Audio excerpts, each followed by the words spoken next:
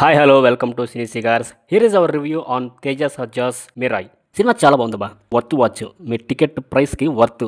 ఇప్పుడు కొంచెం డీటెయిల్గా మాట్లాడుకుంటే కథ విషయానికి వస్తే, అశోకుడు కళింగ యుద్ధం జయించిన తర్వాత ఆ రక్తపాతాన్ని చూసి అన్నింటినీ వదిలి తన శక్తుల్ని ఒక 9 గ్రంథాల్లో పొందుపరుస్తాడు. ఆ 9 గ్రంథాలని 9 మంది యోధులు కాపలా కాస్తూ ఉంటారు. కలియుగంలో మహాబీర్ లామా ఆ గ్రంథాలని ఒక్కొక్క దాన్ని స్వాధీనం చేసుకుంటూ వస్తూ ఉంటాడు.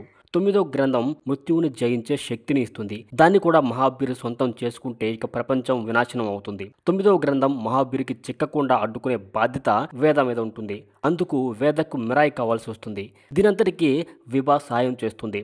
మిరాయిని వేద ఎలా దక్కించుకున్నాడు, మహాబీర్ని ఎలా ఎదుర్కొన్నాడు, ఆ ప్రాసెస్లో వేదకి ఎలాంటి ఇబ్బందులు వచ్చాయి, అసలు 9వ గ్రంథాన్ని కాపాడే బాధ్యత వేదకు ఎందుకు వచ్చింది, అందులో అభింక పాత్ర ఏంటి అనేది తెలియాలంటే సినిమా చూడాల్సిందే. ఇక సినిమా ఎలా ఉందంటే, ఇతిహాసాల నుంచి తీసుకున్న కథ కాబట్టి కావాల్సినంత డివోషనల్ టచ్ ఉంది.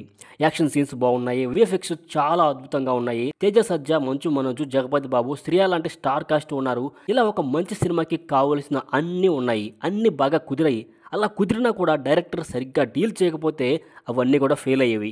కానీ ఇక్కడ డైరెక్టర్ కార్తిక్ ఘట్టమనేని చాలా బ్రిలియంట్గా డీల్ చేశాడు. ఇంత తక్కువ బడ్జెట్లో ఇలాంటి సినిమాను చేశాడు అంటే డైరెక్టర్ని డెఫినెట్గా మనం అప్రిషియేట్ చేయాల్సిందే, శభాష్ అనాల్సిందే. అది ఒకటే కాదు, కథని నడిపిన విధానం కూడా చాలా బాగుంది. అయితే ఎక్కువ డీటెయిలింగ్ చూపించాలని అనుకున్నాడేమో డైరెక్టరు. కొన్ని సీన్స్లో కొంచెం బోర్ ఫీలింగ్ వస్తుంది. ఫస్ట్ హాఫ్లో అసలు విషయాన్ని చెప్పి డైరెక్ట్ హీరో దగ్గరికి తీసుకువెళ్ళాడు. హీరో ఏంటి, హీరో యొక్క బాధ్యత ఏంటి అనేది కూడా త్వరగానే చూపించాడు. కానీ ఎందుకో అక్కడ కాస్త ల్యాగ్ అయినట్టు అనిపిస్తుంది. సెకండ్ హాఫ్లో కూడా స్క్రీన్ ప్లే బాగానే నడుస్తుంది, కానీ మళ్ళీ ఏదో ఒక ల్యాగ్ అనేలా ఫీల్ వస్తుంది. విఎఫ్ఎక్స్ చాలా అద్భుతంగా ఉన్నాయి, చాలా సూపర్గా ఉన్నాయి. అంత తక్కువ బడ్జెట్లో ఇలాంటి హై సీజీ వర్క్ని మనం చూడడం నిజంగా గ్రేట్ అనుకోవాలి. కానీ కొన్ని చోట్ల ఏఐ వాడారు అనేది మనకి ఈజీగా అర్థమవుతుంది. దాన్ని కూడా కొంచెం క్లియర్ చేసుకుంటే ఇంకా మంచి అవుట్పుట్ వచ్చేది.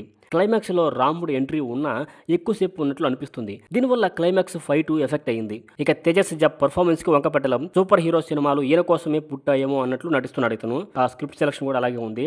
ఇక మంచు మనోజ్ సరిగ్గా సెట్ అయ్యాడు ఈ పాత్రకి. గంభీర్యంగా వచ్చే వాయిస్ విలనిజాన్ని బాగా పండించింది. ఈ దెబ్బతో Manchu Manoj pan India villain అయిపోవచ్చు. ప్రభాస్ కనిపించలేదు, కానీ వాయిస్ వినిపించింది. అది కూడా ఏ అంటున్నారు ఏవో మరి. ఇక రితికా నాయర్ చూడటానికి స్క్రీన్ పై బాగుంది.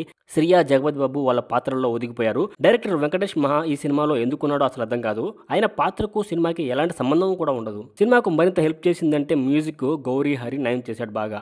ఎడిటింగ్ విషయానికి వస్తే సినిమాలో కొంత పాటు ట్రిమ్ చేసి ఉంటే బాగుండేది. ఇక కెమెరా పనితనం చాలా బాగుంది, చాలా బ్రిలియంట్గా ఉంది. ఇక ప్రొడక్షన్ వాల్యూస్ కూడా చాలా బాగున్నాయి. సినిమా కోసం నిర్మాతలు ఎక్కడా తగ్గలేదు అనేది మనకి స్క్రీన్ పై కనిపిస్తుంది. సో ఓవరాల్గా మిరాయ్ అనేది ఒక లో బడ్జెట్ మిరాకిల్ అని చెప్పొచ్చు. Worth watch. Go and watch it.